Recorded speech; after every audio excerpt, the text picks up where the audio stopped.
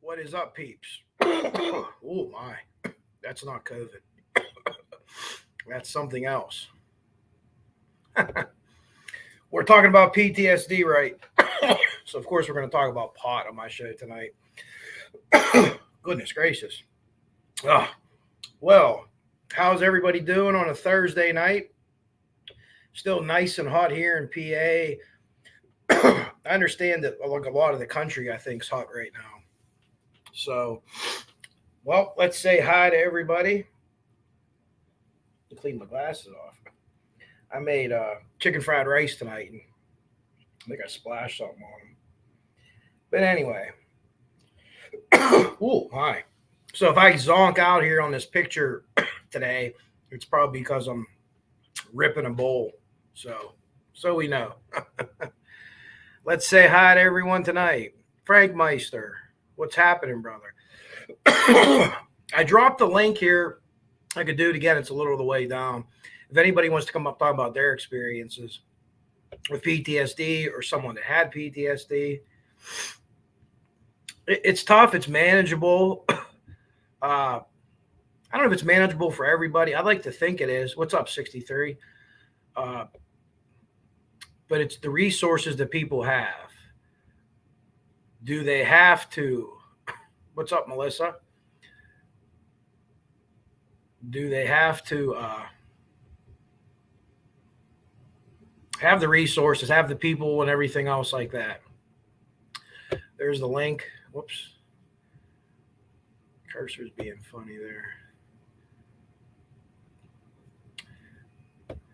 Hi, Olivia. Good to see you. Jill, how are you? Jill just watched a video of people were stuck upside down for 25 minutes, like a roller coaster.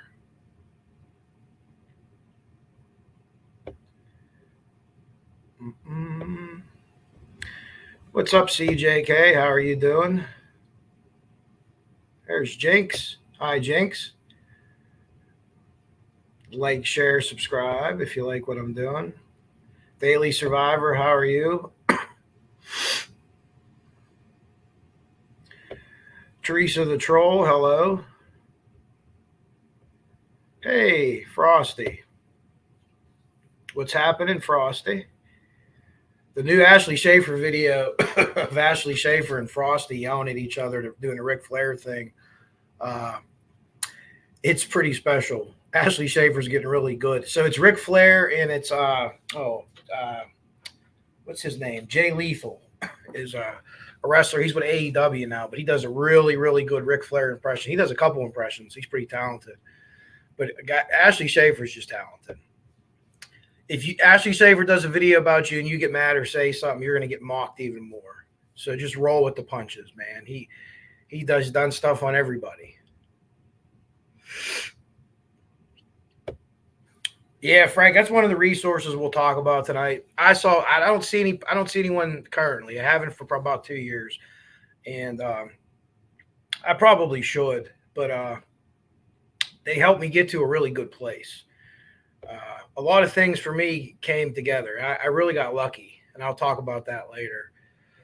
Some of them didn't seem good at the time, but they were actually great for me. Hey, Cindy, how are you? What's up, Junior? Probably hot in Michigan even now.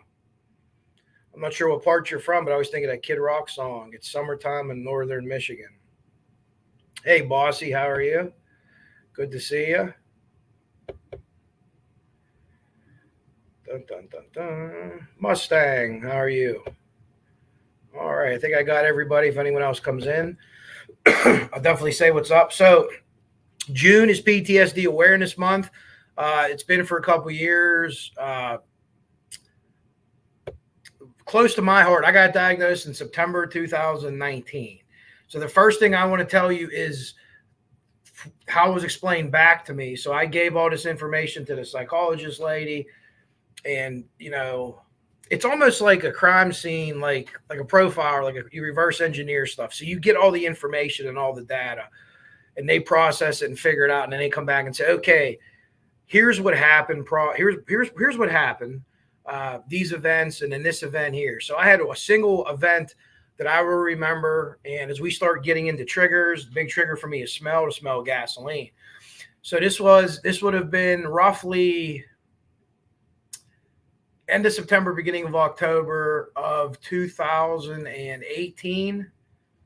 I would say 2018 is when this happened.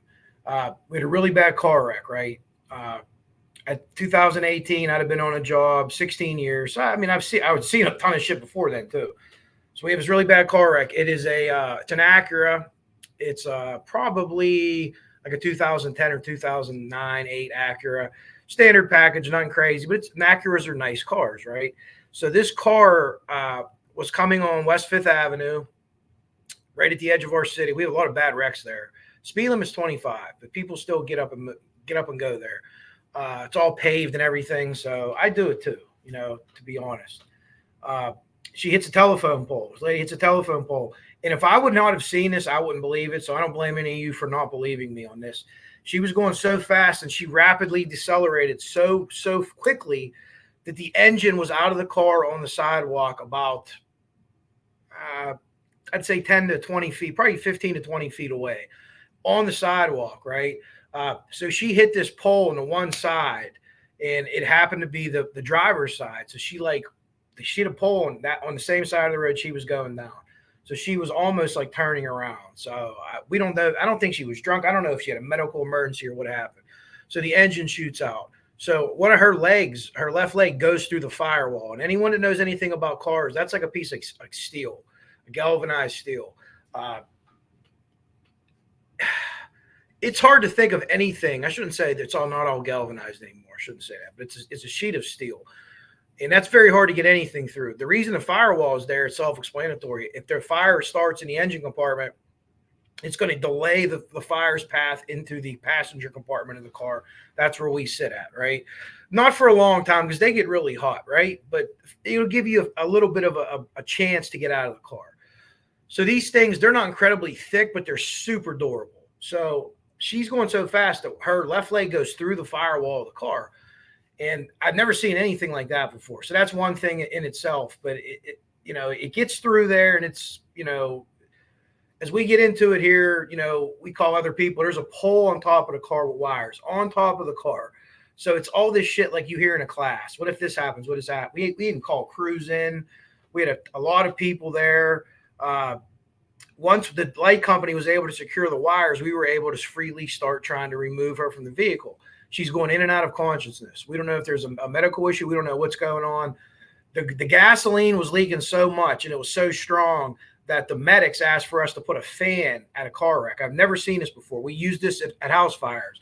You see us put fans in, right? It'll help direct. We can open windows, and it cause positive pressure, and we control the smoke, and we chimney it out of the house. You burn your food, the fire department comes. Cook a pizza upside down, maybe. If they come in, they'll put a fan in. We have electric ones. They don't have to bring gas ones in anymore. And it'll blow the smoke out. You open one window, creates positive pressure, it blows it all out that window. It works really well. But they asked because the smell of the gasoline was so strong that they put a fan up to blow it away. And through the whole thing, I never smelled gasoline. I never smelled it once. But apparently we were like sitting in it. So everything was just all over the ground, gasoline, oil. But that's one of the things I've never seen that before, and hopefully I never see it again. So we start to remove her from the car. One of the things that happens in high mechanism accidents like that, where a car is going really fast and rapidly decelerates into something like that, is your feet will get tangled under the pedals. That's not uncommon That's not common. It's probably 30% of the time, maybe 25% of the time, a quarter of the time, the people's feet will get stuck around the pedals. The pedals, they're pliable. They're more pliable than your bones, so it'll wrap around your feet. So one of the pedals was around her leg. Her leg was all the way down, so she was sunk down. Her butt wasn't even on the seat; it was like on the floor at that point. So she didn't have a seatbelt on. So one of the firemen's, Matt, good fireman, gets in and hey, I have, her leg's tied up here. I'm going to go ahead and cut this. So we have tools. People call them jaws of life. We call them a Hearst tool because that's the company that makes them. We have electric ones now, and they're pretty good. But the old school hydraulic lines could break. They could hurt you. They're hot. You could get burned. Blah blah blah blah. But you could cut a fire truck in half. You could cut a fire truck in half with a tool if you know what you're doing. And worst case scenario is you'll mess the blades up a little bit. So these will cut right through these. These will cut through nadir pins. You're not supposed to use them to cut through a nadir pin. If you don't know what it is, a nadir pin is the pin that latches your car so it can't fly open. Ralph Nader did that years ago for, I'm not even sure what his reasoning was, but that's why it's called a nadir pin. That's case hardened aluminum. It's very hard to cut, but these will cut those. So we think that, okay, we're going to remove this and we'll be able to pull her out of the car. So long story short, Matt makes the cut.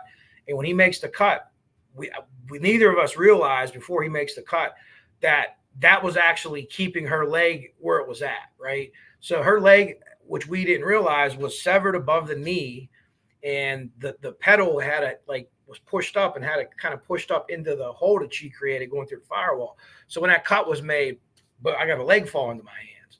And that was the moment that I went back, and not to get gross or graphic or tell crazy war stories here, but these are the things that human beings aren't used to process. Firemen for whatever amount of years, and it's just that, I've seen other things, kids, people I knew, things like that.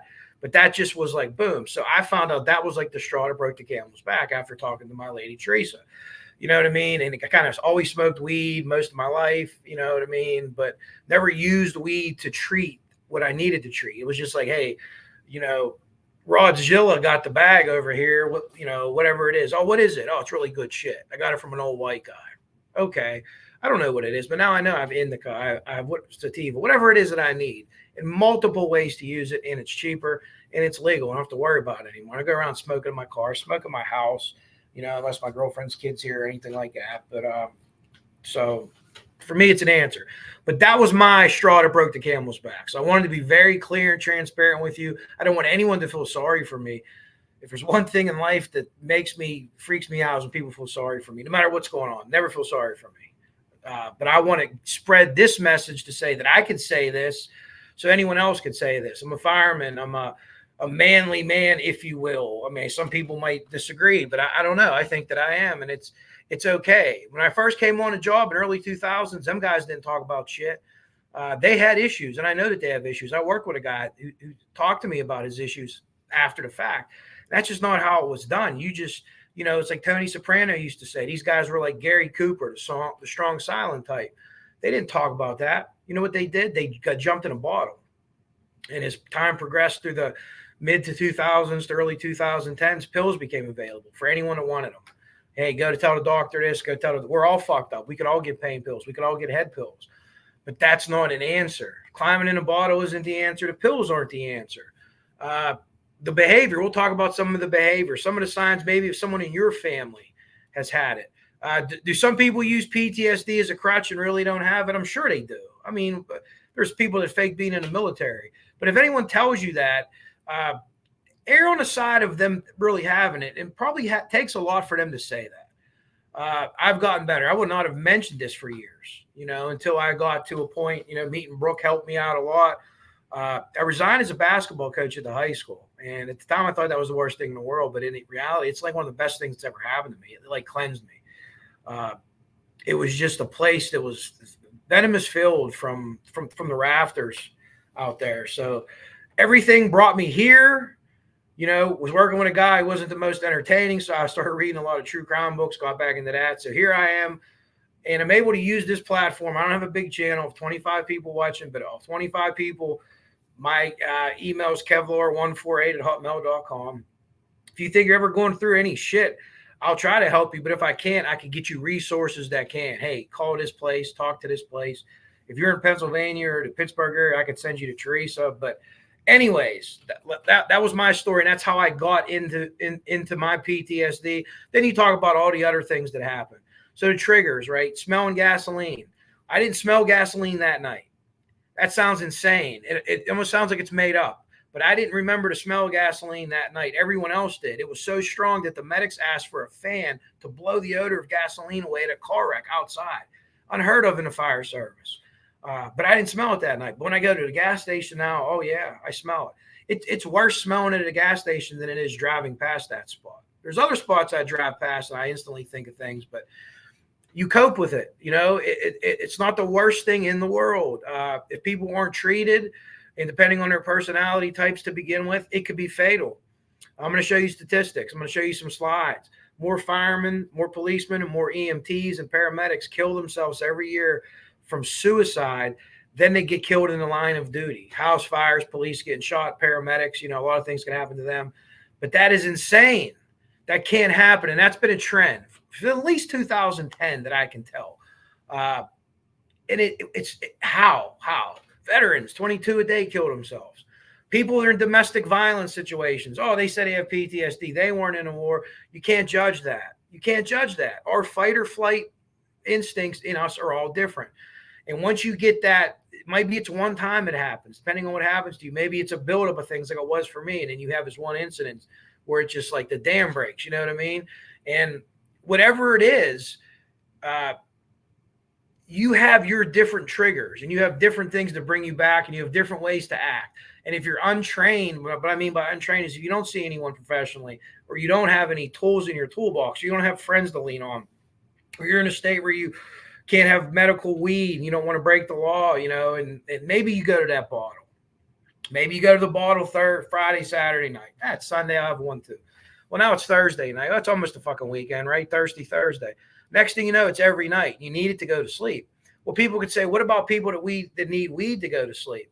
In my situation, I don't need it to go to sleep. When I have bad nights, and a lot of my problem was not sleeping, I'm shot out of a cannon from the door. I drink a black pot. It's actually a clear pot of black coffee every single morning. I never need revved up. You know, I usually grab a nap in the afternoon if I'm not at work, or sometimes if I am at work, if it's possible. But I'm going. When I'm up, I'm going. I'm trying to do something. It might just be in my house, might be in my chair, might be researching or studying, but you got to find yourself shit to do. And the more busy you are, the more busy you keep your brain, the less chance you can lapse. Now that can happen at any time. You might see something, might be a TV show. You might read a name. Smells. Let me tell you something. If you didn't know this, our memories is linked to our olfactory senses, which is your nose, which is your sense of smell, right?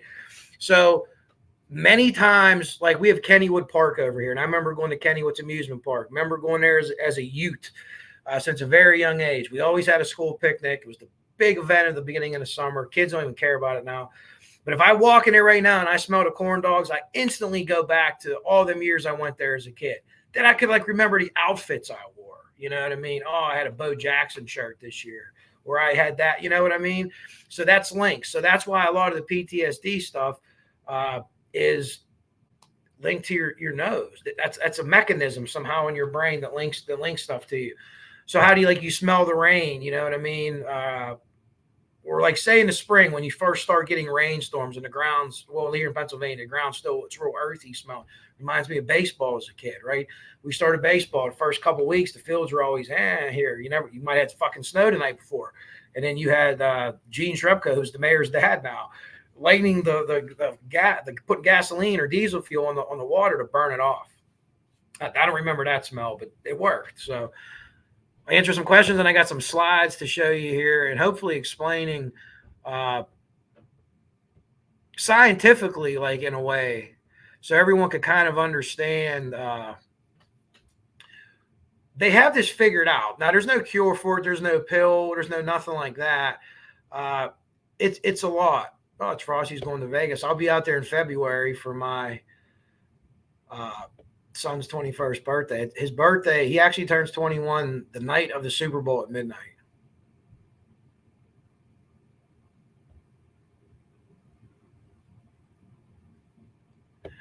There you go. A sheet of steel with holes in it. And yeah, that's a better way. That's a lot better way to put it than when I put it. Yeah. But it's very, I mean, it's, I mean, there's fires that start in the engine compartment and then they get into the passenger compartment. But you're hard pressed to see anything really penetrate that. And especially a limb, you know. Thank you, 63. Everyone, you know, you don't have to be a first responder to suffer from this or military, but I tell you what, it's a lot more likely. It's just, hey, Dave. What is happening, Dave? How are you doing? Eric Jinx shared his, I'm going to say, share his channel. She did. Oh.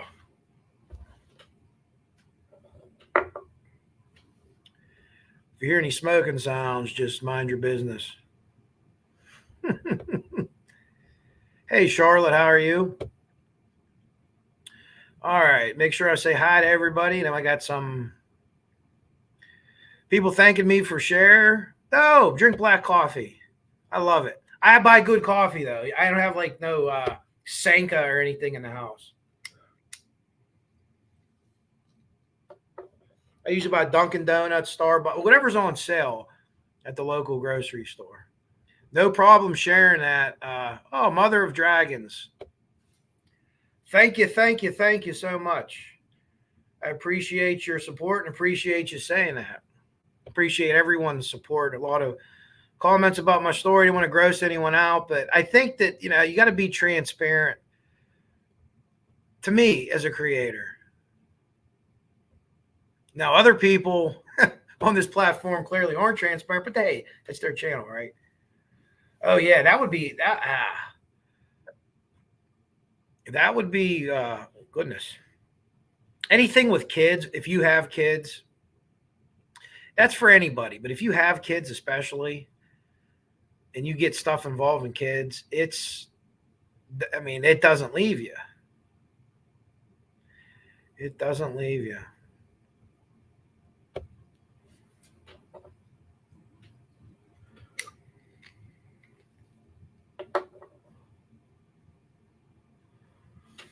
Yeah, I mean, all that stuff. You don't have to smoke. I think now is a good time to turn my camera back on. I don't know what that is. Put a pizza in upside down, I think. It's, you know, it's hard to understand that. So we don't want to give marijuana to active duty personnel who just came back from war because marijuana is dangerous. Unlike the war that they just came from. Marijuana is still a Schedule 1 narcotic. The federal government considers fentanyl safer than marijuana, right? Obama, Trump, Biden, no one changed it. No one's going to, I mean, they need to change, they need to decriminalize it totally. But to have it is, there's no medicinal value. Well, I'm here to tell you that that's a line of horseshit because it has plenty of medicinal value to me. Plenty. Is it nice to come home and just get high? Yeah, well, you go home and have a couple beers too. You could do both.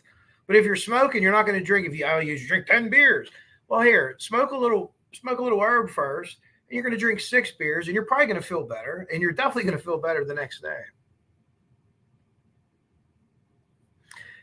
It's a cumulative effect. Yeah, I think a lot of the first responders get the cumulative effect. Love coffee. Yeah, okay, that makes sense. I've heard. I had a couple kids I coached in baseball that took stuff, and I think it was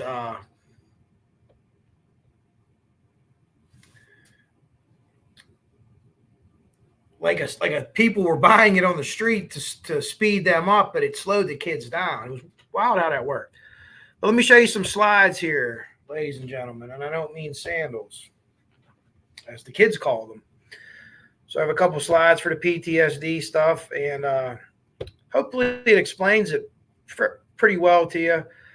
We'll journey through the brain a little bit.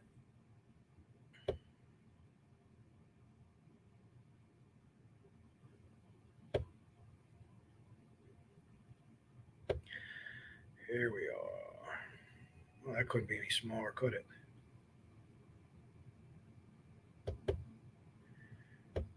Oh, won't even let me make it bigger.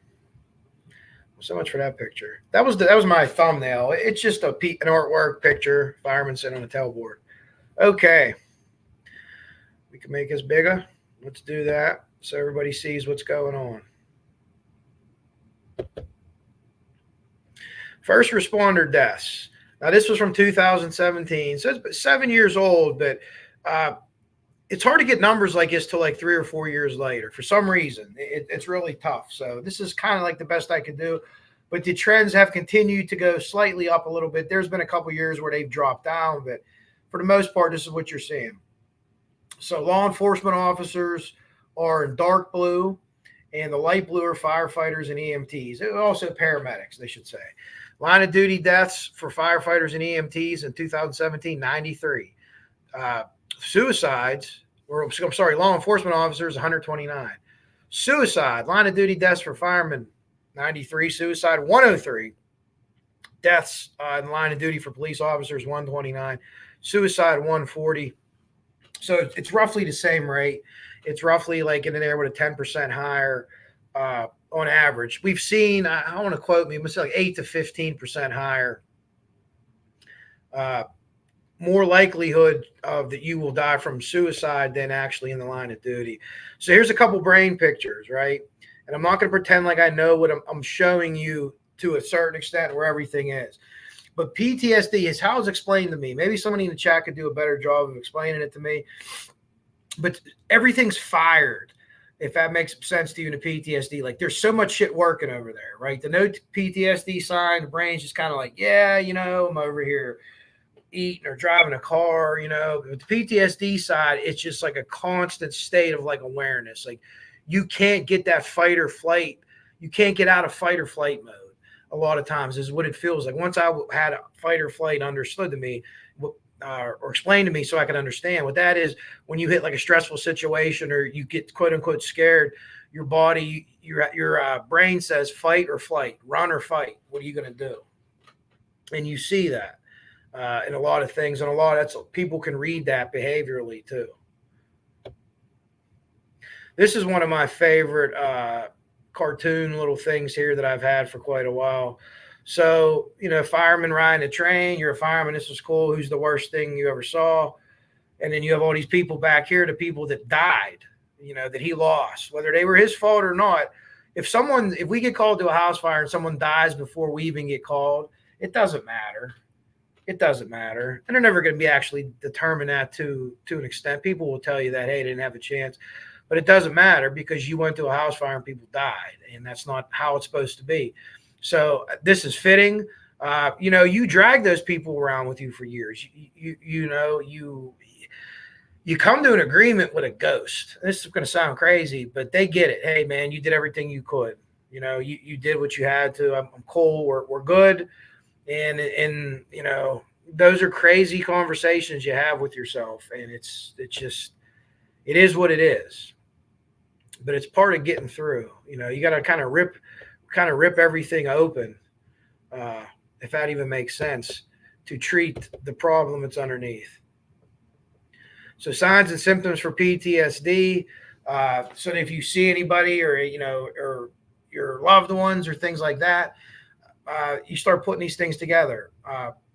They have efforts to avoid their thoughts. So that's kind of hard to maybe to see, but like you don't want to think about anything. You don't want to get locked into thinking about anything because it's always going to like siphons you back. So if you think of a funnel and you pour gasoline in a funnel, no, if I said gasoline, that's great for this conversation. You pour gasoline in a funnel, eventually all that gasoline is going to end up at the bottom of the funnel. It might swish around for a little bit up top, but everything kind of leads you back there. So if you could just not think, how do you not think? You get blasted out of your mind, you sleep, do things like that. Avoid activities. This was me for a few years. My parents live up the street. They'd go swimming every Sunday. I never wanted to go. I'd almost feel like I would be mad that they'd invite me. Like, how dare you invite me? Now I have to tell you no. And that's how fucked up it was. Now I'm the one texting everyone with all the nephews. Hey, what are you bringing? Hamburgers, hot dogs. What are we making today? And So I missed a couple years of that. I missed holidays. Just I didn't want to go. I would just stay home by myself. Uh, Poor memory, uh, like a brain fog almost. Maybe that has a lot to do with sleeping a lot. I don't know. Uh, and hedonona. I probably didn't say that right. Maybe someone in the chat can tell me what that means. I didn't look that up. Feeling detached. You're detached from everything. You're detached from work. You're detached from your family. You're on an island unto yourself. Feeling flat. I mean, that's like, you're always kind of tired. Like, oh, I don't want to do this. I don't want to do that. Sense of foreshortened future. Yeah. How much longer is this going to go on? This can't go on forever. You know what I mean? So at some point, something's just going to come end this. It's going to take me out. And that is where you start to go into the suicide thoughts. That's one of the things one of the highways that open up to that. Flashbacks. You have flashbacks, smells, sights, different things with your senses, dates, whatever. And it's not always necessarily like you see the veterans flashback that put hands over their ears because they're getting shelled and bombed. People might do something. They might just leave a room real quick. They might just go lay down and just throw a cover on themselves and not tell anybody. So there's different. That's hard to read too and hard to gauge. Sometimes it's easy to, but most of the time, your people you're going to see, unless you're talking like really war people or someone that was like been shot at or been physically attacked, they're going to do it a different way. Difficulty with sleep. I would sleep for about 2 weeks at a time. I think I slept for about 7 hours total, and that was the worst of it. I'd sleep with the light on because it was easier to breathe, and that's a weird one. My shrink was even like, oh, I don't know about that one. Irritability, obviously, super irritable. You're taking an outburst of anger on people, and there's no reason to. Hypervigilance. You're just so fucking focused on every little thing, because I think part of that, one part of that is your fight or flight is ticked up high, and you're looking for something to take your mind off of shit. Say, hey, I'm going to focus on this mailman across the street. I'm going to watch him. Oh, fuck, he dropped the letter over there. You know what I mean? Next thing you're like, what am I doing? Difficulty concentrating. The opposite of hypervigilance, but this shows you how this could be all over the board. That goes back to your poor memory, and maybe hedonoda, whatever the fuck that means. Maybe that's that too. Exaggerated startle response. You've seen it before. You know what I mean? It's like your dogs and fireworks go off. Someone drops something, you just like, you get pissed. Like, why the fuck would you do that? And they didn't mean to do it. Intrusive thoughts. You don't own your thoughts. Your thoughts. You're thinking of something, but you got this other cloud up here, and it's coming in. And at the end of the day, that cloud wins a lot of times, and it gets into your thoughts. And it's hard to explain. Well, here's a bigger picture of that. It's just a fireman sitting on the back. That's the tailboard of the truck. And obviously what happened here was he couldn't get to the girl. And in a way, she's, I don't know what happens after you die. I'm not going to pretend that I do. I have theories and thoughts and all kind of stuff. But she's, before she goes where she's going, and the angel wings depict where that is, she's going to kind of say, okay, hey, man, don't feel bad. You did what you could. And you almost have to have these conversations with those people, even though you're not really with those people, so to speak. But maybe there's things you could have learned from, maybe you did make a mistake that ended that, but then they'll tell you, well, hey, you didn't start the fire. You didn't, do this, you didn't do that. But that's hard to hear. It's hard to hear, and it's hard to get down with. Okay. A little more brain stuff, and I'm not going to act like I'm smart and know this, because hopefully maybe someone in the chat does. Dave might know some shit about the brain. Dave knows a lot about a lot of shit. I wonder if he knows. 3 primary brain regions affected by PTSD and their functions. Okay. Prefrontal cortex is your abstract thinking, your personality development, behavior regulation, planning, problem solving. So that is going to be affected. Okay. Amygdala. I know that word, or part of that word, from Billy Madison. So what was it? What did he say in Billy Madison? Abdullah Abdullah. Decision-making, emotions, emotional memories, regulates behavior, initiates response to fear. So you see some of these things overlap, but there's your response to fear. There's your kind of your fight or flight, if you will. Hippocampus, your memory consolidation, easy for me to say, navigation, and spatial memory, and your learning. So all these things are being affected. And it's weird because it's not necessarily all the time, although it can be. So here's a graph for suicide rates for firemen and police officers, looking at the rest of the population. Okay, the rate of suicide per 100,000 people. So the average suicide rate, we would say that's probably about 14, 13 and a half out of 100,000 people kill themselves. Police officers are at about 17, and firefighters or say about 18. So you do the math on it. It's not incredibly higher, but when you ripple it out and you get to those 100,000 people and you get to 200,000 people, then you get to 1 million people, there's going to be a bigger disparity. So you're automatically predetermined before any PTSD or anything else, just to have those professions. This is from the IFF, or International Union. Firefighters often do not seek treatment for job-related mental health issues. An IFF poll found that 81% were fearful of being seen as weak or unfit for duty if they sought mental health treatment. What they mean by mental health treatment here in this study or this survey was, you go away from work to see somebody.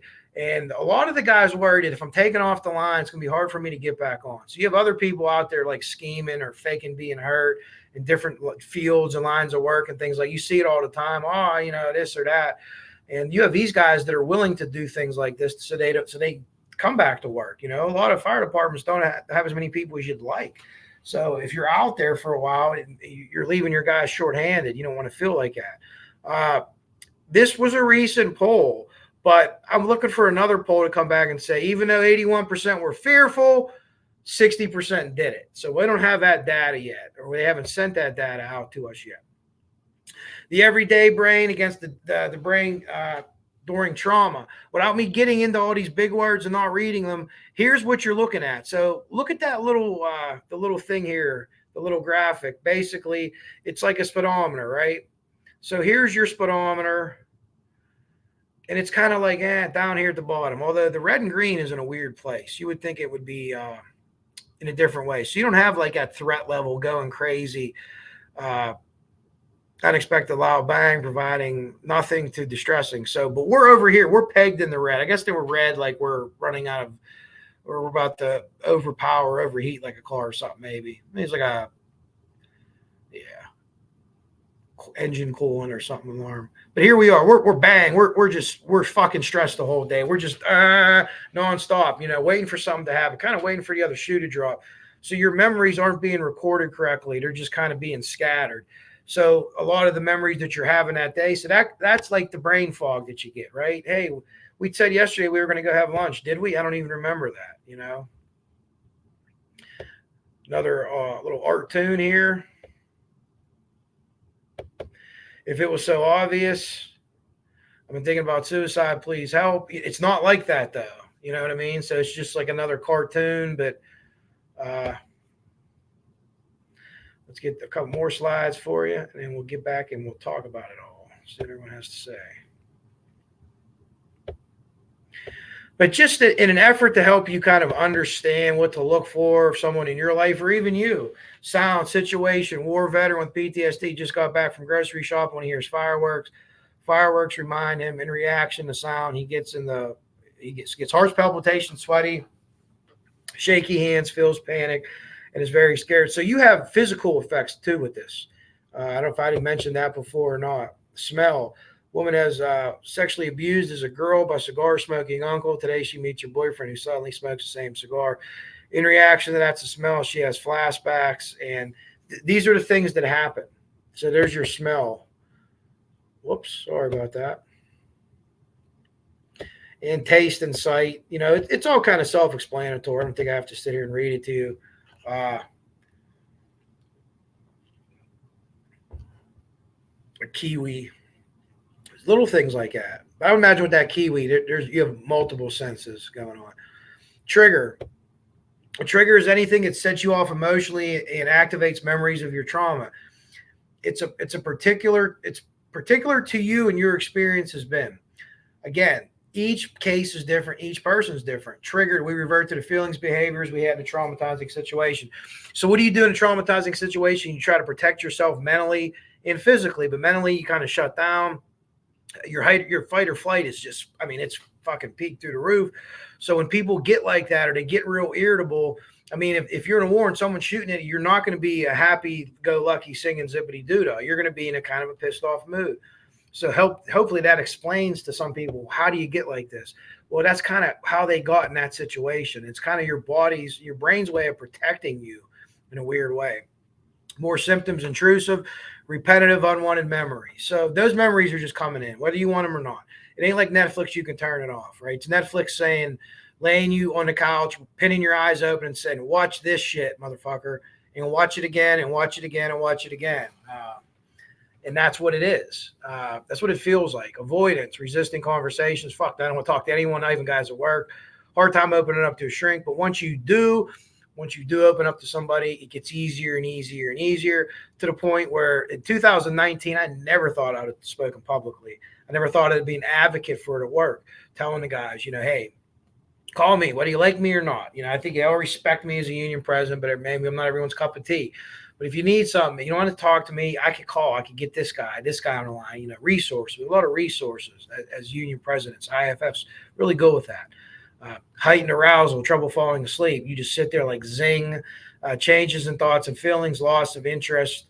So things that you were doing before, you're not doing them anymore. If you notice all of a sudden, hey, my husband doesn't like the garden anymore. Wife doesn't like the garden. He's not planting a garden anymore. He just kind of sits there. Hey, it's a hard conversation to have. But at least if you know the signs, you could attempt to try to get some help. Strategies. Spend time with people. Be around other people. It's good to get other people's vibe. Maybe they're taking a little bit of your vibe on, but you know what? At the end of the day, maybe you can meet in the middle and they can help you out. Mindfulness. What is mindfulness? It's everything involving your mind, right? You want to meditate. You want to be grateful. Be gracious of what you have. Be nice to people. Hold doors for people. Do something nice for someone every day, and don't put it on the internet. Just do it. And we're magnets. Whatever we put out into the universe comes back at us. Okay. Some people say tenfold, but I just like to leave it back at us. So if you're having a hard time, what did you do? Or not always your fault that you did something. Like someone gets sick in your family, that's not your fault. That's on them. It is affecting you though. But how could you, oh damn, I can't win a darn card game on a card night, or I haven't won in bingo in a long time. Well, hey, hold the door for someone coming in, or just something like that. Try those things, and then you have gratitude out there. Journaling. I do kind of a journal here. This is like journaling to me. I don't sit down and really write anything down, but I talk to people about it at work. So I'm more of a spoken word journaling. Counseling, like Frank said before, counseling is fantastic. At some point, you have to take that step, and they just give you a bunch of tools for the toolbox. It isn't like you got to be here tomorrow too. You come back. I want you to come back next week. But if you don't want to come back, then fucking don't come back. But you should, So lifestyle changes, food, diet, leaving things behind that pills, booze, or whatever, or cutting back, or whatever it is, eating better, however you want to do it. Here's some statistical stuff for PTSD in general. Thought this was just a data point. 70% of American adults will experience trauma in their lives. So 7 out of 10 people will experience, in their adult lives, will experience a trauma. In a car wreck, see somebody die. I mean, it's just any kind of trauma, house broken into.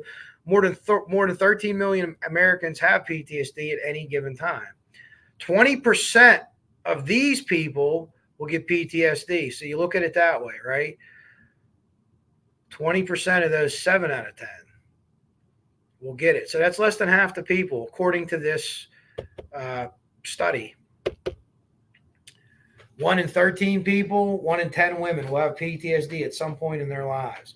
So the way some of these people do it, you get in and you get out. Sometimes it's for life. Sometimes it goes away. But the thing with PTSD is it'll go away for a long time, and then boom, you get that trigger and you're back in that moment just like that. And it's not like you're totally resetting because you've come a long way, but like you get that. So I don't know. Different people say different things about that. If it's a long-term forever thing, or, it certainly could be managed. Re-experience trauma, emotional numbness. Basically the other things that we're just saying here, they're just kind of going, different words, but it all hammers down to the same point. Triggers linked to the person who had the control over you. This is, you're looking at somebody that may have been, molested or something as a child. Places associated with the trauma, reminding you of the trauma, things, situations, uncontrollable emotions, arguments, boundaries. Have they been pushed or tested? Senses, noise, loud bangs, intense visuals, flashing lights.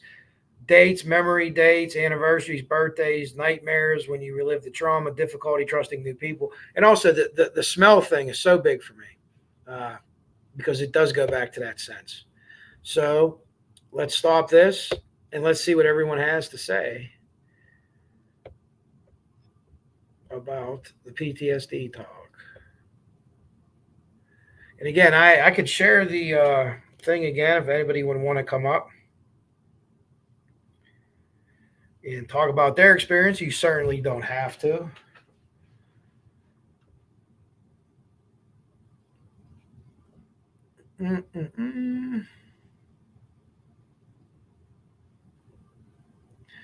We got a lot of people talking. Great talk tonight. All right.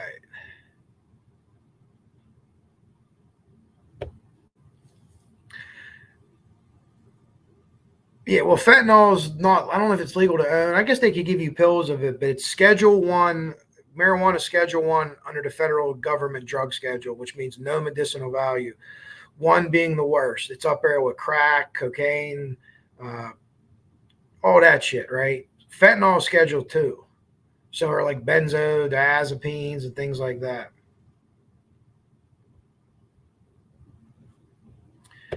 Yeah, they should be trying everything that they could try to do it. If pot's one of the things, it's great, but the counseling is, at some point you have to. Dave's a Zoloft fan. At some point you have to get to that counseling, and you have to. I think that you have to lay your shit out there with someone you don't know.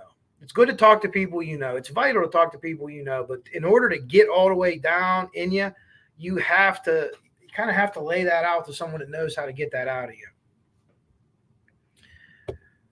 Jill, suffer from anxiety, 2 types of depression. I don't have to keep busy. I have to keep busy. Oh, well, sorry to hear that, Joe. I don't know if you're Indiana or not, or if you ever smoked pot or not, or taken drops or anything like that, but could help you. Hopefully nothing bad ever happened. Almost sounds like constant state. Yeah, they use that. I guess that's like someone's really, really in bad shape or in pain. Get that fentanyl out.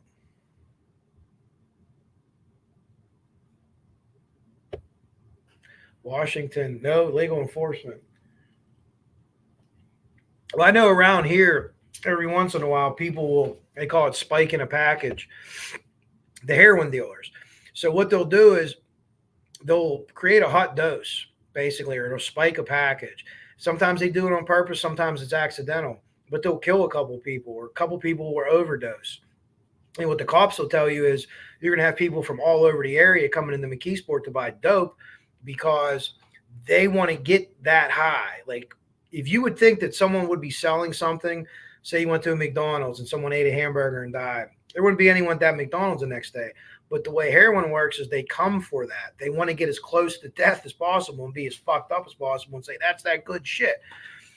People that sniff cocaine, they spice it up a little bit with some of that. They might put some of that on there. And it's hard to tell. Let's go say people say, oh, they put this on weed. Every case I've ever seen where they put fentanyl on weed, it's all been proven that it wasn't from the weed. Everything that I've ever seen, it's not from the weed, but they had it in their system before for some other reason, or they had it some other way. You could see if it's on there, but like the Coke, if they add a little, maybe they just want to make it better, they think, and they end up fucking killing people. It isn't worth it.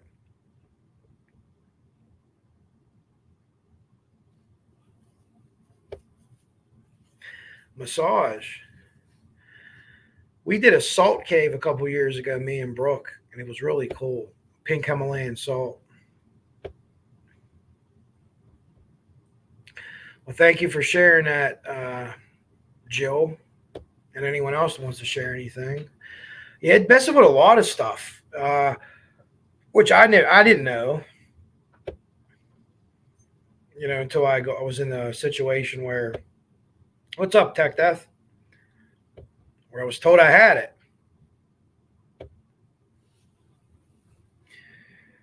Yeah, it does. It does. It's wild. It does a lot of things.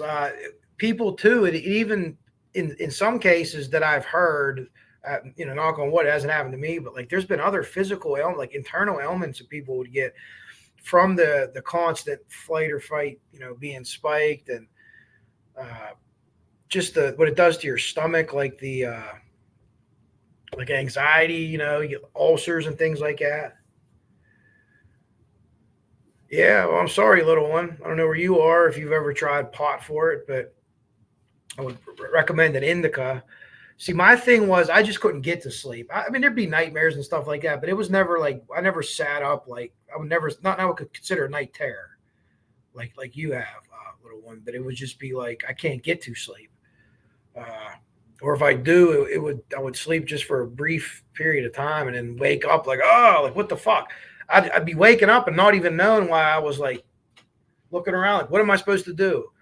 Nothing. It's 3 o'clock in the morning. Go back to bed.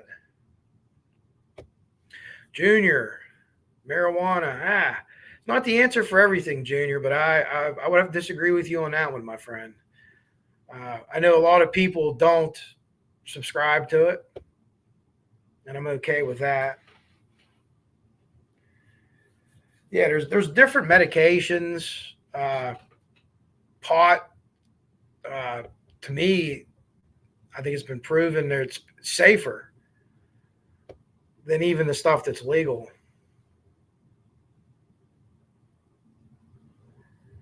Oh,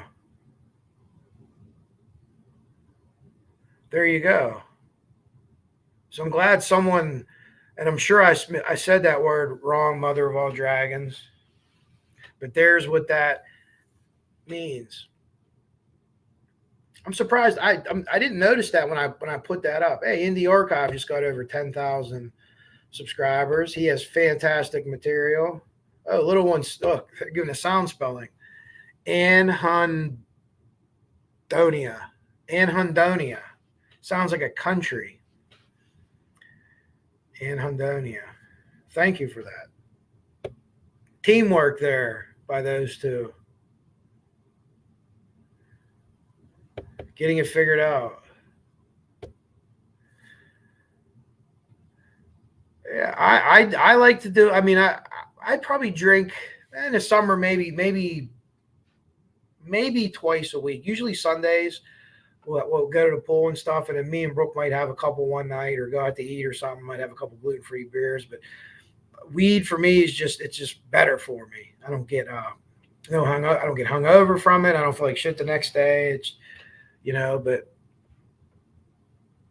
I understand everybody's viewpoint, especially if you weren't exposed to it. Like, I grew up in the inner city, so weed wasn't legal. It still isn't legal. It's medically legal. But even back like when I was young, like in the early 90s, the cops would, if you had like a bag of weed, they would just like dump it out, like quit being fucking jackoffs, take our weed and, rough us up a little bit and send us on our way, which was a fair trade as opposed to being arrested.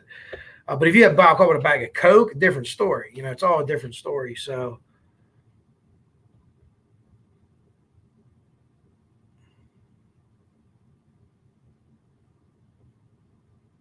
hey, Daily Survivor. Thanks for popping in. No problem. Check it out. Let me know if you have anything to add on the PTSD tip. Get out of here in a few, but we are in the chat. Yeah, Marv's coming up here. She has a show tonight. Mars been out in the trenches the last couple of days. Did 2 great shows. Thank you, 63. I appreciate you saying that, Olivia. I think I am. I do. We'll try to consider other people first, if possible.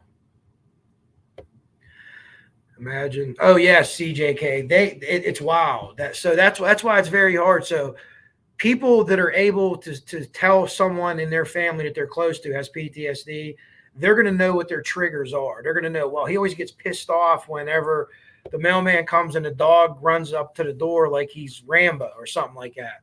And you're going to know that. And then maybe, that's something that you can help. Because when these people go and, like, say a husband or a wife has, and they've had it for a long time and they don't want to talk about it, it'd be good for you to go in too and see a shrink of your own or a different shrink or the same shrink, I'm sorry, and say, I say shrink, but I say that affectionately. Teresa knows that too.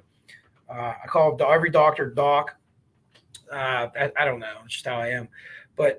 And you could say, well, hey, listen, this is what happens. Okay, they might glean something from that. I mean, these people are really smart and they're really intelligent. Your therapist and things like that. Thank you, Bossy. Back to you. Sorry about Sunday, Melissa. Melissa, just I think it's your first Father's Day without your father, and that had to be tough. So I hope you were around some people and hanging out, and hopefully it's some nice weather.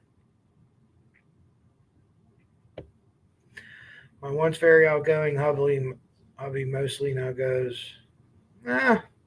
you think he's going through it? Maybe try to reintroduce something he used to be into. Was he into like collecting cards or, model planes or cars, whatever it was? Hey man, I'm going to pick up a couple, whatever. And let's try them out, and it's tough. It's tough for guys and girls. Women are so much tougher than men, right? Pain threshold. I told you, mothers are the strongest force in the universe, and whatever's whatever, right? But guys carry it inside, especially older guys. Imagine how your grandparents, I'm 45. I know how my parents are. I know how my grandparents were. Go to the doctor. What are you, fucking crazy? I ain't going to no goddamn doctor unless my arm's cut off. That's just how they were. That's how my grandpa didn't say F, but he said goddamn a lot. That's just how they were. They would talk about their feelings to somebody? Absolutely not. They're going to keep it in and they're going to keep it in. But what they need to know, people like your husband or other people, whatever they're going through, it's cool, man. Like there's policemen, there's firemen, there's military people. They're all out talking about some of the baddest human beings you've ever seen on this earth. Navy SEALs, Green Berets, the Delta Force, all those people, they're all talking about it. This is what happened to me. Human beings aren't programmed to do this, but someone has to do this as far as the service side goes. Now, people that are victims of violence, domestic violence, violence as children, whatever it is, you can nip that violence in the bud, so to speak, but it's still going to happen. So whenever there's a situation like that, Allegheny County does a good job. They have a big victims advocate building or Center for Domestic Violence. I forget what it's called. It might be Center for Domestic Violence. But all that's in one place now down on the south side, right by where the Steelers practice. All that's down there. So you have shrinks down there. You have the people that help you find jobs, whatever the case may be. They have all that in one building, right? So they do a good job. So you need to take that as a whole for these victims, any victims of any kind of trauma, and have that all for them. Don't just hand them a card with numbers. Hey, go to this website here. Talk to other people in a group, in a network. Go in the threads. Go talk to firemen if you're a fireman. If you're a cop, go talk to other cops that went through it. That's the best thing to get through it, because part of it is you feel bad in your situation and these guys start telling you theirs and you're like, holy shit, man. I feel like I shouldn't even have a problem because of you guys, but that's the difference. One of the best quotes I ever came up with in the fire service involves PTSD. And I'll leave you with it, and I'll get out of here. And I hope everyone enjoyed. Thank you everyone for the comments. I appreciate everything. You guys are fantastic. Your experiences you shared. It's not easy to do that. It's not easy to do that. Oh, look at Mother of all dragons at the beach. We're going in about 3 weeks. We're going to Topsail. That's beautiful. I love it too. We go to Topsail, North Carolina, mother of all dragons. There's nobody there. We cook I eat the best that week. We cook our own food. We have like a whole new place. Well, Cola, hello and welcome. And there's nothing around for 20 minutes except the beach. I could throw a baseball from our porch to the beach. And it's fantastic. We don't want bars anymore. We're older people. We don't need that. Oh, okay. Hey, it's not for everybody. It's not for everybody. There's different ways that you could take it now. You could eat, like people said, gummies, all that stuff.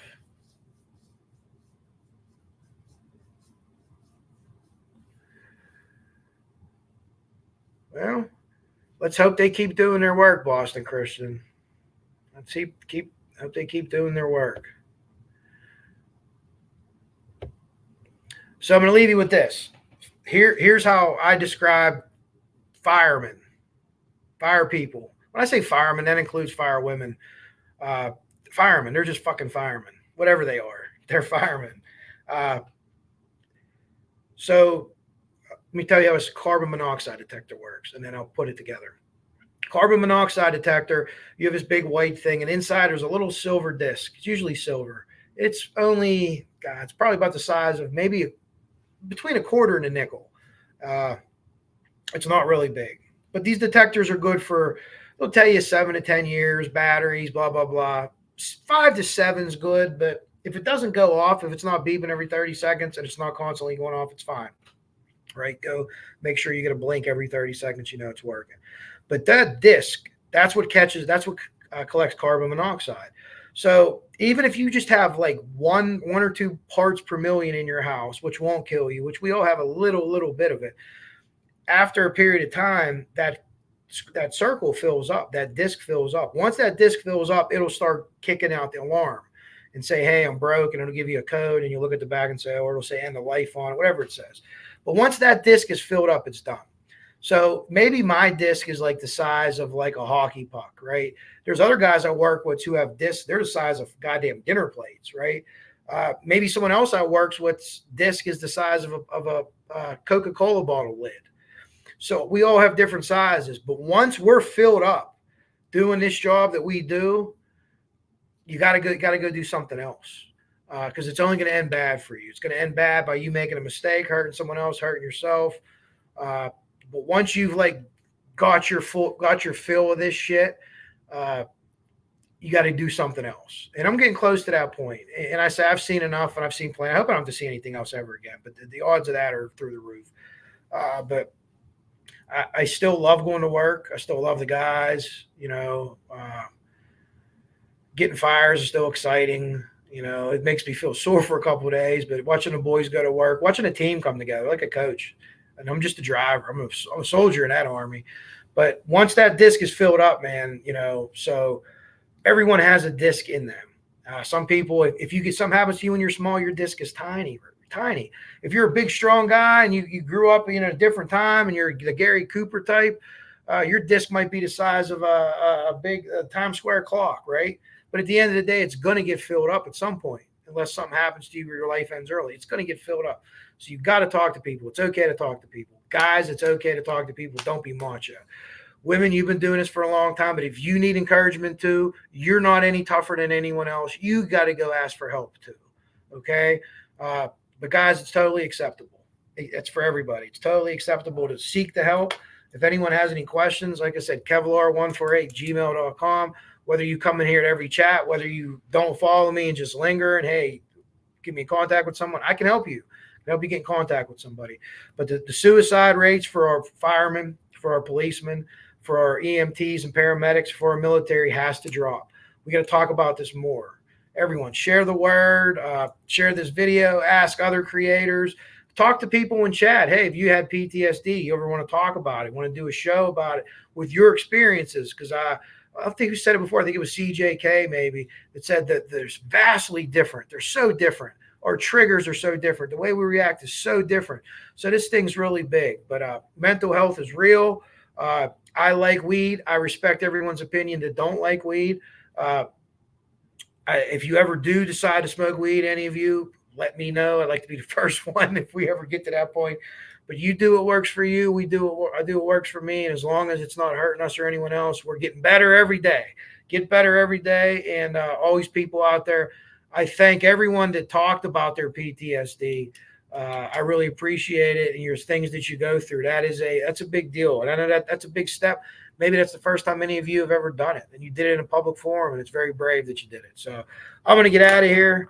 Go check out Marv, your favorite creators tonight. I don't think I'll be back, possibly Saturday. We'll see if anything else crazy happens with the Delphi case. Nothing crazy ever happens with the Delphi case or the YouTube creators, does it? So we're going to say tentacles.